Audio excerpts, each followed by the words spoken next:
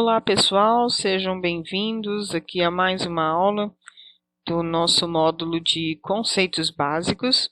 E agora nós vamos falar um pouquinho aí sobre alguns componentes, tá, do computador, periféricos de entrada, de saída, tá? Vamos falar aqui sobre o esquema básico, né, de processamento de informações, que eu até comentei aí rapidamente na aula passada. Então, a gente vai ter aí os dados de entrada, o processamento, né, a execução do processamento pelo computador e os dados de saída. Tá? Esse é o esquema, né, de lançamento dos dados na máquina. Essa é a função do computador. Captar os dados de entrada, processar esses dados e apresentar uma solução, uma saída para esses dados, quer dizer, uma resposta, né? Então, aí, ó, tem alguns exemplos aqui para gente. Dados pessoais de clientes, dados estatísticos, consultas à internet, digitação de textos, né? Quando você vai ali fazer uma consulta, você entra com os dados. Quer dizer, digita o site, faz uma pesquisa lá no site de busca, né? Aí, quando você dá Enter, processa essas informações. O computador faz esse processamento. E, em seguida, ele apresenta uma resposta, que são os dados de saída, né? É o resultado daquele processamento dos dados, né? Então, a gente vai ter aí, ó, relatório com o perfil da clientela, planilhas eletrônicas, páginas da web, tá vendo? Texto formatado e personalizado. São os modelos. Quando a gente fala em dados pessoais de clientes, a gente vai ter relatório, né? Então tem lá um relatório, a cliente tal fez tantas compras em tal dia, pagou tanto, né? Dados estatísticos, a gente pode utilizar planilhas eletrônicas, né? Como, por exemplo, o software Excel, que nós vamos trabalhar aqui no nosso curso básico também. E aí a gente tem lá consultas à internet, que são as páginas da web, o exemplo que eu citei para vocês. E a digitação de textos, né? Você entrar com os dados, formatar esses dados, que é a execução dele, né? E depois a saída dele, que seria a impressão, salvar esse documento, né? Agora vamos falar aqui das características do computador. O computador é dividido em duas partes, hardware e software. Quando você compra um computador, seja qualquer um daqueles tipos que nós vimos na aula passada, um notebook, um Chromebook, um Ultrabook, um desktop, um tablet, um smartphone, né? Quando a gente compra uma máquina, essa máquina, né, o valor que nós pagamos por ela, nós estamos pagando hardware e software. Cássia, mas o que é isso? Vamos ver então agora um pouquinho mais detalhado. O que é um hardware e o que é um software?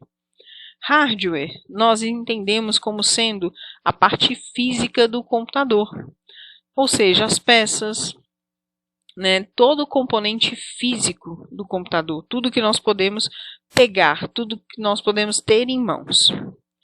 E software é toda a parte lógica do computador, são os programas. A gente costuma dizer que é a parte que pensa, né? Seria a parte pensante desse conteúdo aí, né? Então, a gente vai ter ali hardware e software como sendo os componentes aí do computador, né? Que dividem o computador. Hardware, a parte física, que nós entendemos sendo as peças, né? Mouse, teclado, gabinete, monitor, né? Um headset, um fone, né? Uma impressora. E software, os programas, a parte lógica do computador. E aí a gente tem o Word, Excel, o próprio sistema operacional Windows 10, PowerPoint, que é o programa, inclusive, que eu estou utilizando aqui para fazer essa apresentação, e por aí vai, tá? Dando sequência aqui, ó, aí nós temos um hardware básico de um computador. Vamos falar aqui dessa primeira parte, ó, um pouquinho mais aqui do meio para a esquerda da tela. Nós vamos ter aí, ó, o gabinete, tá? Que é a caixa que contém todas essas peças que estão aqui à direita. A gente vai comentar um pouquinho, tá? Então, eu vou ter aí o gabinete, o monitor, o teclado, mouse Caixa de som, alguns têm, outros não, né? Então aqui seria o hardware básico. Quais são as peças básicas para o funcionamento de um computador? Dentro do gabinete, lembrando que é gabinete e não CPU, tá? CPU é parte lá do processador que fica dentro lá da placa-mãe, tá? É coisa de peça, tá? Então, fica dentro do gabinete. Então, dentro do gabinete, nós vamos ter a fonte de energia, tá? Que é ela que passa toda a corrente elétrica, a eletricidade, né, para a nossa máquina. Nós vamos ter drive de CD, DVD. Hoje os computadores até quase não trazem mais esse drive, porque é um tipo de mídia que está caindo em desuso, né? Aí tem ali um leitor interno, que seria também para disquete, ou algum outro tipo de cartão, alguma coisa assim. O HD, que é o nosso disco rígido, tá? A gente vai falar um pouquinho sobre ele daqui a pouco, é um dos tipos de memória da máquina. Placa de som, responsável pelo áudio. Placa de vídeo, responsável pelo vídeo, pela parte gráfica do computador. A memória RAM, né, que aí também é uma memória que a gente vai falar um pouquinho sobre ela daqui a pouco, e aí a gente detalha. O processador, também que é uma peça de extrema importância na máquina, que inclusive está ligada ao desempenho da máquina. E a placa-mãe, que é a placa principal, onde todos esses componentes ficam ligados a ela. A fonte de energia tem um cabo que liga na placa-mãe. O processador, ele é ligado na placa-mãe. A memória RAM é encaixada no slot lá na placa-mãe, né? A placa de vídeo também é encaixada na placa-mãe. Placa de som, mesma coisa. HD também tem um cabo lá que liga a placa-mãe, tá? Então, esses aqui são as peças, né, básicas de um funcionamento de um computador. Sendo que aqui fora, né, vamos dizer assim, pelo lado de fora, a gente vê o gabinete, o monitor, teclado e mouse. E, em alguns casos, a caixa de som. E por dentro, a gente vai ter ali um conjunto de outras peças, cada uma com a sua especificidade. E que a gente vai comentar um pouquinho mais à frente sobre algumas. E na sua apostila e no seu material didático, também tem algumas características de cada uma dessas peças. Dando sequência aqui, ó, aí nós temos lá, né, os dispositivos externos ao gabinete, que a gente chama também de periférico. E aí a gente tem lá o mouse, o teclado, o scanner, a impressora, né? Por que são considerados periféricos? Porque eles ficam ao redor do gabinete, em volta dele, tá? Então, por isso que são considerados periféricos. Ó, tem aqui alguns modelos, né? Esses computadores, inclusive, são modelos bem mais antigos, tá? Eu trouxe aqui para vocês verem, quem ainda não tinha visto, né? Então a gente teve aí uma evolução muito grande dos computadores, né? Como a gente viu na aula passada. E aí nós vamos ter também uma classificação desses periféricos. Eles podem ser periféricos de entrada, de saída ou mistos, quer dizer, que são periféricos de entrada e saída ao mesmo tempo. Então nós temos aqui um modelo de entrada, o mouse, o teclado e o scanner. De entrada por quê? Porque eles ficam esperando um comando de alguém para executar uma ação, né? Aí de saída nós temos a impressora, o monitor de vídeo, né? A impressora por quê? Porque ela imprime um comando a partir de uma entrada de dados. Quem executa essa entrada é o computador e a impressora lança os dados finais. Então, quer dizer, ela sai, né? Saem informações dela. O monitor de vídeo também, porque ele nos mostra em tela tudo que nós estamos fazendo, né? Então, quer dizer, ele não guarda informações, ele não grava.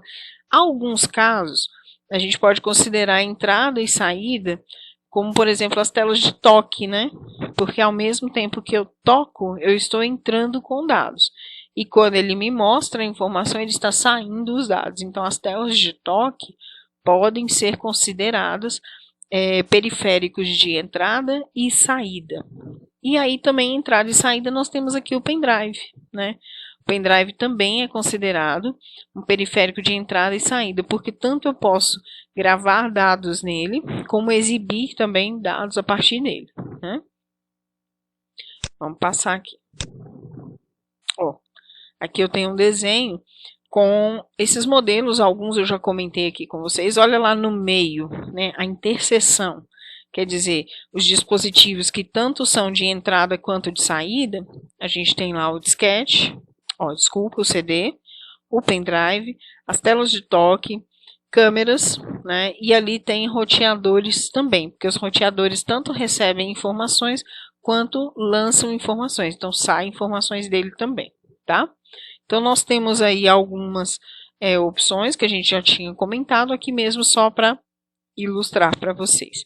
Lembrem-se que todas essas informações estão na apostila, tá? E vocês podem depois ler para tirar todas as suas dúvidas.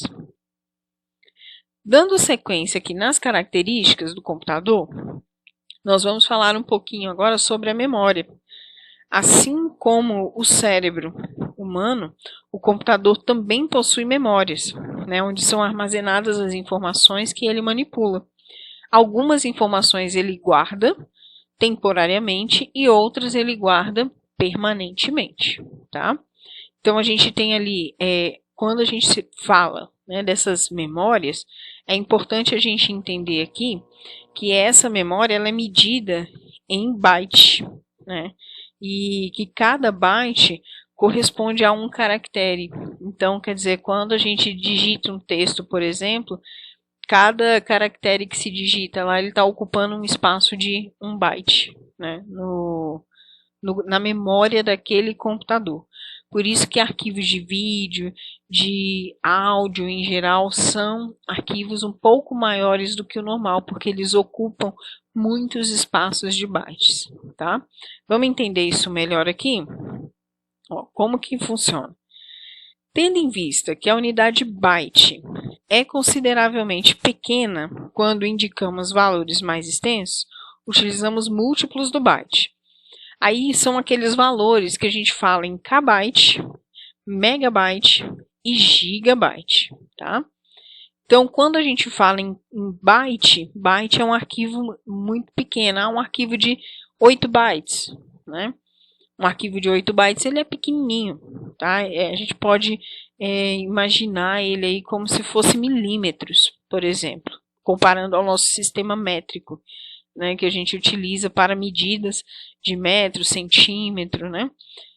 Kbyte é equivalente a 1024 bytes. Então, isso quer dizer o quê? Que a gente já tem ali um arquivo um pouquinho maior. Vamos considerar ele como sendo medido em centímetros.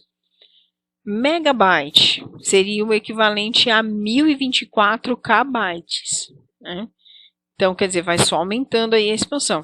Vamos comparar aqui megabyte como se fosse a metros. E gigabyte a gente pode comparar aí, assim, grosseiramente a quilômetro, tá? Que seria o equivalente a 1024 megabytes, tá? Eu falo grosseiramente e dando como exemplo só para vocês terem uma noção. Quando alguém fala assim, olha, você vai ter que andar 50 metros. Você pensa, poxa, é um espaço considerável, tá, mas dá para ir. Olha, você vai ter que andar 50 quilômetros. Nossa, esse espaço é muito grande, eu não vou conseguir andar não, né? Então, só para você ter essa noção de metro, centímetro, metro, quilômetro, né? Para você comparar aqui com kbyte, megabyte e gigabyte, para você ter noção do tamanho do arquivo, tá? Não que seja exatamente equivalente, tá? Não quer dizer que 1 kbyte é o equivalente a 1 centímetro. Não é isso. Seria só para você ter uma noção das medidas, ok? Então, essas memórias, né, elas são medidas nesse termo, em byte, megabyte, gigabyte, né? Nós vamos ter aí algumas memórias, então, para a gente trabalhar no computador. A memória RAM, Random Access Memory, a memória ROM, Read Only Memory, e as memórias auxiliares. Vamos falar sobre elas aqui um pouquinho mais detalhado. Para efetuar os cálculos, comparações, rascunhos e outras operações necessárias ao seu funcionamento, os microcomputadores possuem uma memória de trabalho. Aí a gente tem aqui a memória RAM, né, Random Access Memory, memória de acesso aleatório. Essa memória RAM, ela é a memória necessária para exibição de vídeos, para que a gente possa abrir os programas no computador, executar os aplicativos e executar as ações. Então, quando você me fala assim, Cássio, eu estou ouvindo uma música no computador. Se você está ouvindo aquela música, é porque existia espaço na memória RAM quando você pediu para executar. E aquela música imediatamente ocupou lá um espaço, um núcleo na memória RAM. Quanto mais núcleos, quanto mais espaço tem a memória RAM, melhor é o desempenho da sua máquina, tá? Mais coisas você consegue fazer ao mesmo tempo. Quando chega aquele momento que você pede para abrir alguma coisa, uma pasta, um aplicativo web, né, e aí o seu computador trava, pode ser que naquele momento a sua memória RAM encheu. E aí por isso ela ficou cheia, não conseguiu executar. E a gente chama ela de acesso aleatório ou de acesso temporário, por quê? Porque ela se apaga cada vez que eu desligo o computador.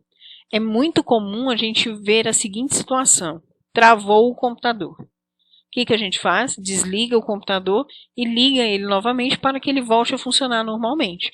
Porém, percebam que tudo que nós estávamos trabalhando que estava em aberto, já não volta aberto, eles voltam fechados.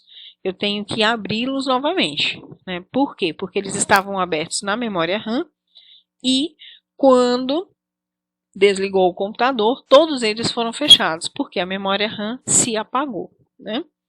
Então, vocês vão ouvir durante o curso, constantemente, eu falar com vocês. Já salvou o seu documento? Olha, alterou, salvem as alterações. Porque enquanto você não salva aquele documento, ele fica aberto na memória RAM. Quando você salva, ele sai da memória RAM e vai para a memória permanente, que é uma das memórias auxiliares, a gente vai falar sobre ela daqui a pouquinho. E aí no final eu detalho mais essa parte aí para vocês. A informação armazenada nessa memória é apenas temporária, foi o que eu falei aqui para vocês. Ela fica em funcionamento enquanto o computador está ligado.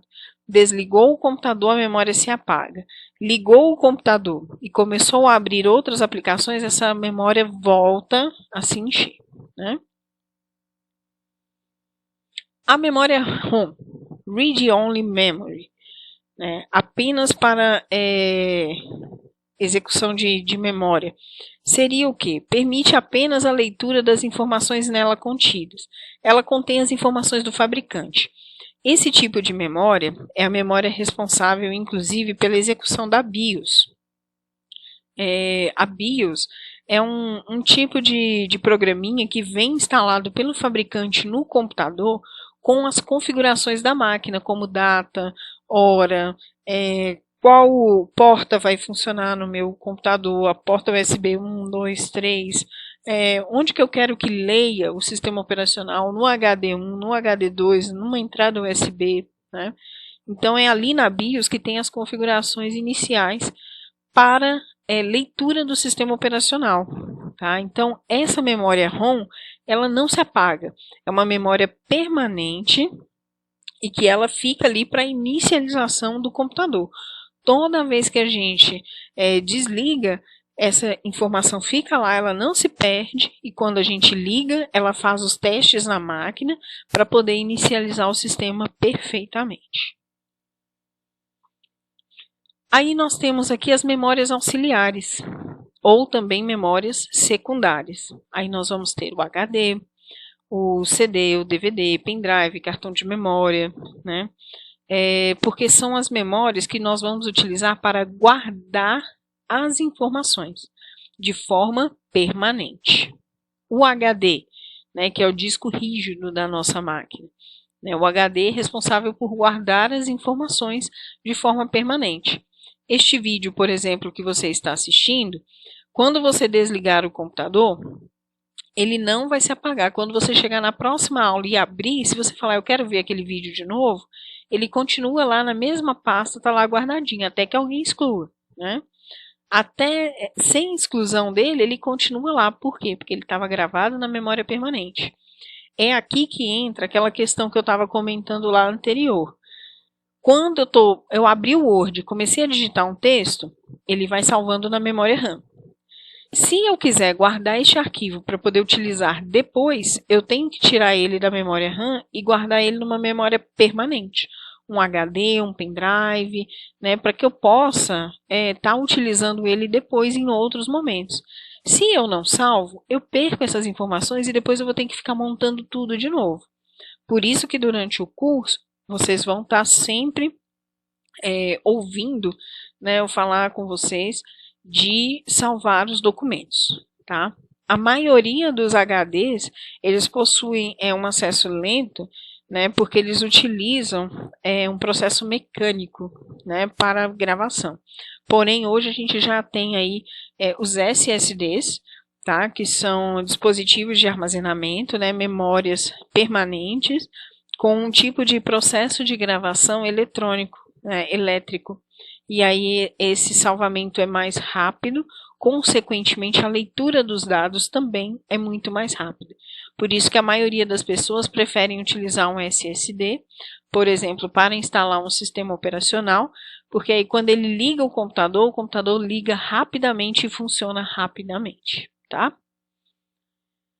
Bom, dando sequência, a gente tem aí algumas características do HD, né, que eu já até comentei aí um pouquinho sobre essa questão do HD, o SSD, né, que é o tipo de leitura. Geralmente ele vem na máquina mostrando como unidade C ou disco local. A gente vai ver isso mais detalhado lá no curso de Windows. A capacidade varia, tá? 800 MB nem existe mais, tá, gente? Eu coloquei ali porque era uma medida muito antiga, para vocês terem noção de quanto que o HD sofreu alterações. Vejam que o máximo ali seria 10 GB. Hoje a gente tem HD de 2 TB, que seria o equivalente a 2.000 GB, né? 5 TB, 4 TB, 500 GB de HD, né? Esse disco rígido, assim como a memória RAM, são peças que podem ser trocadas, tá? Ou porque sofreram algum tipo de danificação, né? Elas foram danificadas ao longo do tempo, do uso, ou porque ficaram obsoletas e aí você quer dar um upgrade, melhorar a sua máquina e colocar peças mais potentes, né? Então são peças aí que podem ser trocadas, né, de acordo com a necessidade, aumentando a capacidade, inclusive de armazenamento aí do seu computador. Aí nós temos aqui uma imagem, né, mostrando aí um pouquinho sobre essas memórias. Tem lá na apostila de vocês também, né? Ó, quando liga o computador, ele lê primeiro a memória ROM, depois ele faz a leitura do HD, e aí ele verifica o espaço na memória RAM, verifica o espaço de memória cache. Memória cache é uma memória onde ficam informações assim que são mais acessadas para facilitar o acesso. Tá? A gente pode conversar um pouquinho sobre elas mais à frente, mais detalhado. Não vai ser tão necessário agora para a gente, não. E a unidade central de processamento, que é quem realiza as ações que o usuário vai estar solicitando lá para o processador. Vamos falar agora de software? Bom, software, então, nós vimos, né, que ele é utilizado para indicar a parte funcional do computador. Refere-se aos programas, é toda a parte lógica do nosso computador, né? Eles que tornam o computador utilizável, né? Sem os softwares, quer dizer, eu teria as peças, mas e aí, elas funcionariam com o quê, né? Então, programas são sequências de instruções dadas ao computador para resolver um determinado problema. Então, por exemplo, o Word. O Word é um programa de edição de texto. Então, quando eu quero digitar um texto, eu abro o programa Word, digito e resolvo o meu problema ali. A solução, né, para edição de textos seria abrir o programa de edição de textos. No caso aqui eu estou falando de Word porque a gente trabalha com ele no curso básico. Mas existem outros, né?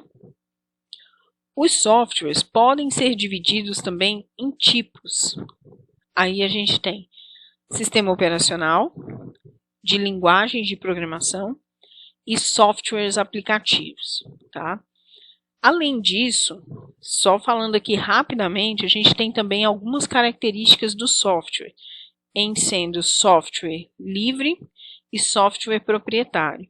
Software livre é aquele tipo de programa que quem fabricou não me cobra nada para utilizar este programa, ele libera o código-fonte, que é a programação em si daquele aplicativo, para que eu possa modificar se eu quiser e criar o meu aplicativo a partir dele.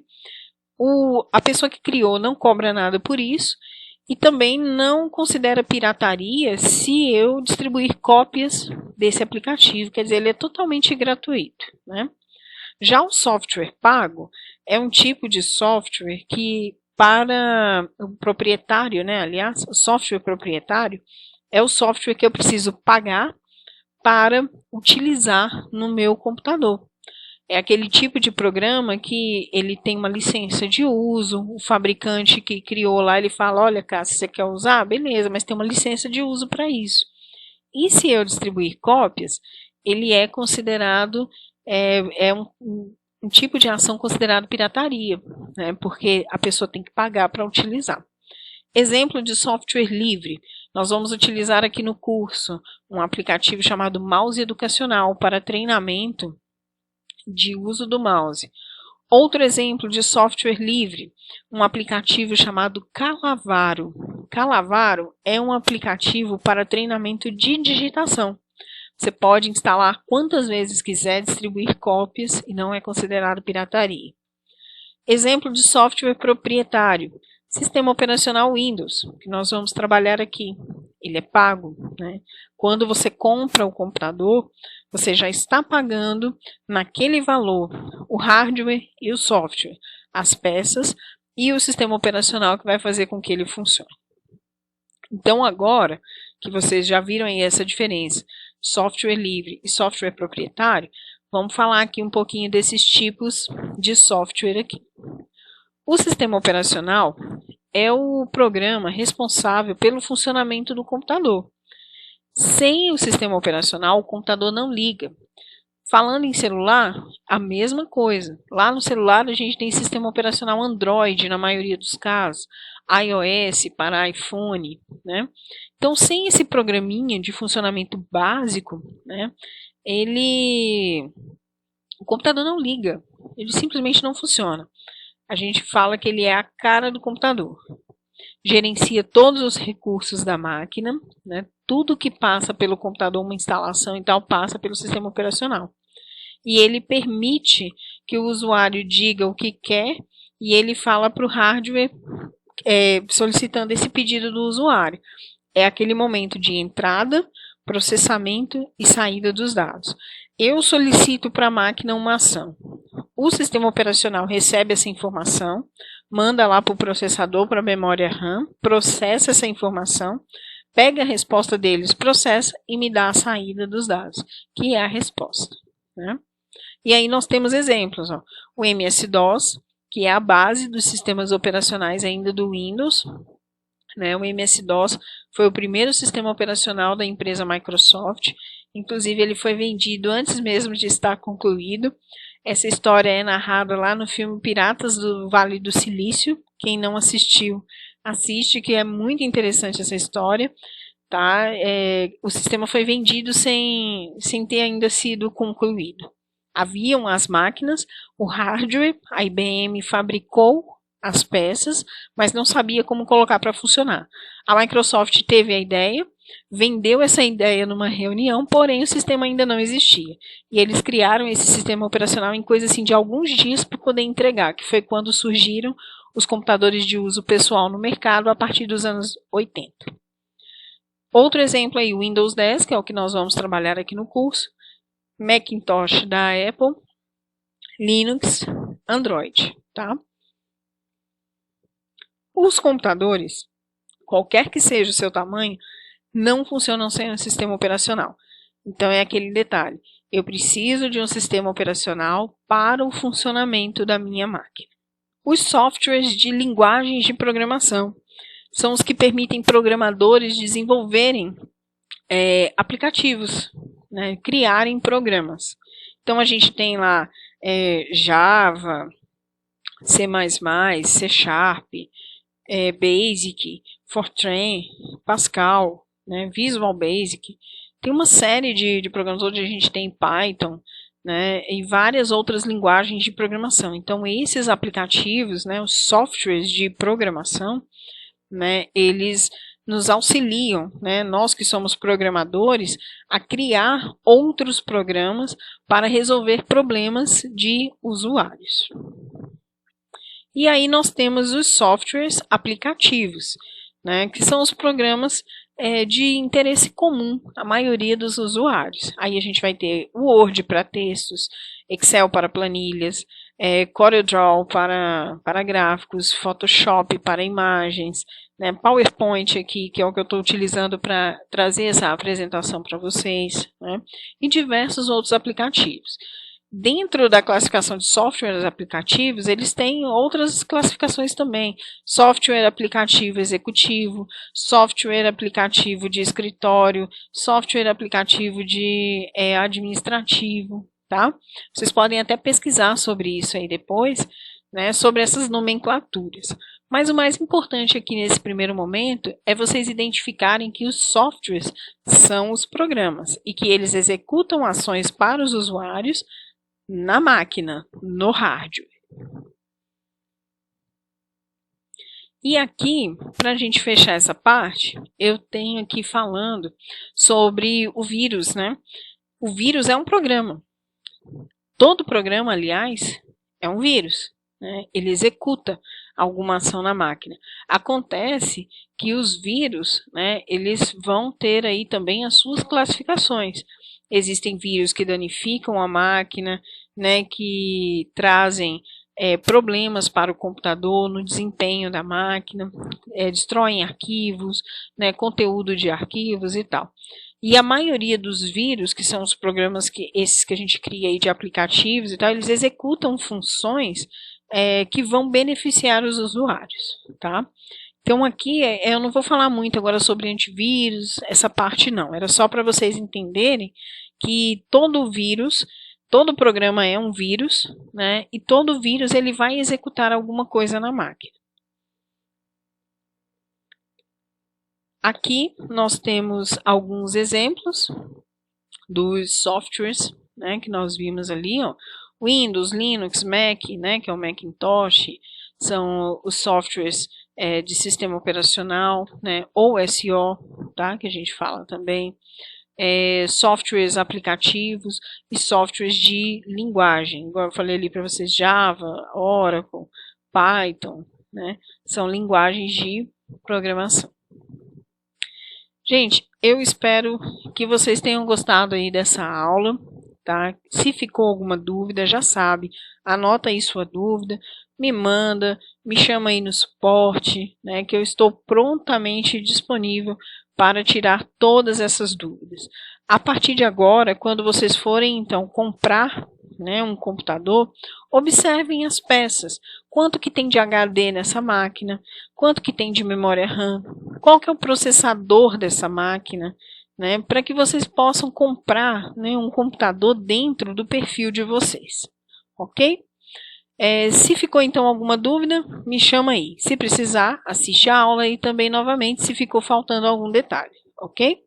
Um grande abraço então, muito obrigada até aqui e até a nossa próxima aula.